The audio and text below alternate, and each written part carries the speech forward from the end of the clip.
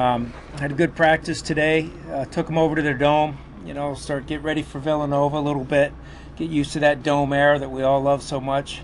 And had a good practice. Last night we voted for captains, and was really pleased with the way it came out. We actually had 20 guys get votes. 14 got multiple votes, but 4 of them kind of dominated the the captainship process that we went through. So we got 2 youngsters from state of Pennsylvania, and Sean Hickey and Sam Rogers, that got voted. Got 1 guy from Georgia, Cam Lynch, and then we got 1 guy from the great state of Ohio, Tyson Gully. So those will be our 4 captains for the 2014 campaign, and was really excited with the way the votes came out. I thought there was a lot of maturity in the way the votes came across. I was pleased with the kids voting Sam Rogers. He's salt of the earth type person, and just a young man of high character, and I think there's a lot of respect there. So it was really interesting, and I thought that showed some maturity with the way our kids handled it. So with that, any questions? Take your questions for Coach. Danny? How are you, Coach? Doing great. What's up, bud? Yeah. Nate? Kind of going off of the captains, when you look at those 4 guys, what are the first things that come to your mind about their character, the characteristics and the personality that they have that can really kind of embody what you're going for with this team? Right. I'll start with Sam Rogers. He does a lot to give back. He's done missions in Haiti. He leads multiple campaigns within the team where he's raising money for great causes. Strong Christian, really strong with his belief system, and I think his players really respect him for his value system.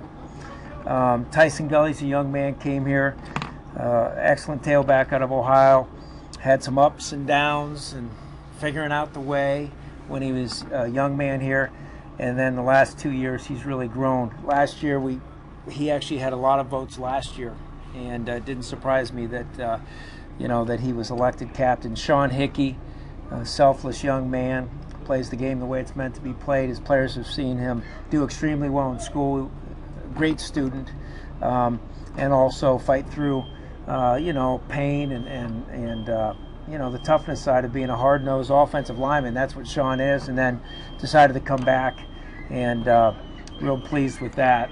And then Cam Lynch is kind of everything that we just talked about. Young man, came up from Georgia, has played a ton of football since the day he got here, and another excellent student, great student athlete, and has done a great job since the end of last season all the way through spring, moving into the summer. Really leading the linebacker group and then the defensive group. So it didn't surprise me. He damn near had a vote from everyone on the team. And that bus is a pain in the rump back there. Holy cow. Park the damn thing, right? Holy cow.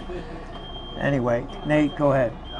We got a heads up, a couple walk-ons have left the team. Yeah. Official reasons, and do you think any will be back? Well, to be quite honest with you, I don't like to share those things. I think it's personal for each kid. Alex Schoen decided he needed to go home, refocus on some things financially, and made a decision that was in his best interest and his family's best interest.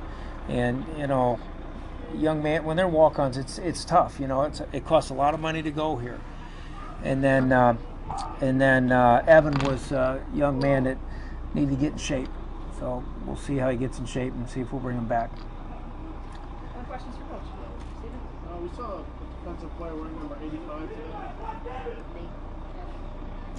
today. Nate Cada. He's a Hornet. Fayetteville Manlius Hornet.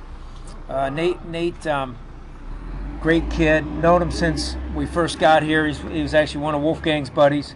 Tough football player for Paul Minch over there when he was coaching, and loved football. Had to endure some tough times at home. Lost his dad, a great man, and went to Lemoyne. He probably could have gone anywhere he wanted academically.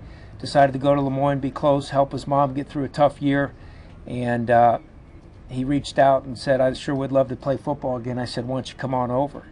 And so he's on the team. He's getting through his acclimatization period there, and great to have him on the team. He's going to play linebacker right now. He will be a sophomore, but eligibility-wise, he'll still have 4. Can you talk a little bit about Ashton Broyle and his role in the offense and how he's coming along at wide receiver? Yeah, Ashton's had a really good camp.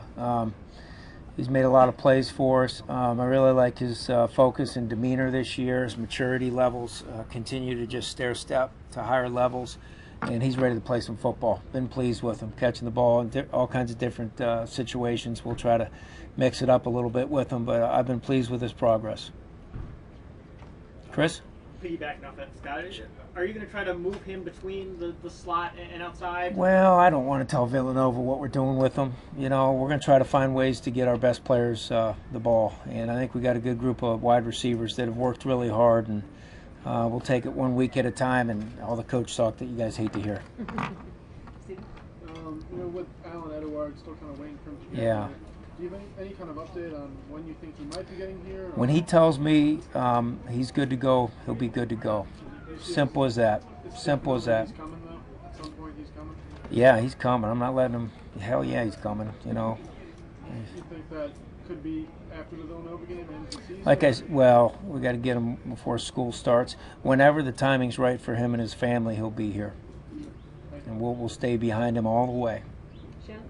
You said going over to the Dome today was a step towards Villanova. Any other steps you guys are starting to take this week now that it's only 11 days away? Yeah, we carted up practice today. We split fields, went offense, defense, broke up into what we call our demo units or scout teams, and started to get those looks on tape. We had about 36 plays on defense, 48 plays on offense.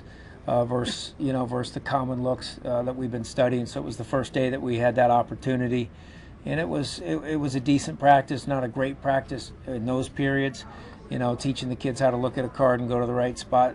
It's a lot harder than you would imagine when you got 22 guys ripping and roaring, and then you're trying to go fast, and you got Coach Bowler, chasing you around the field. It's not the easiest thing.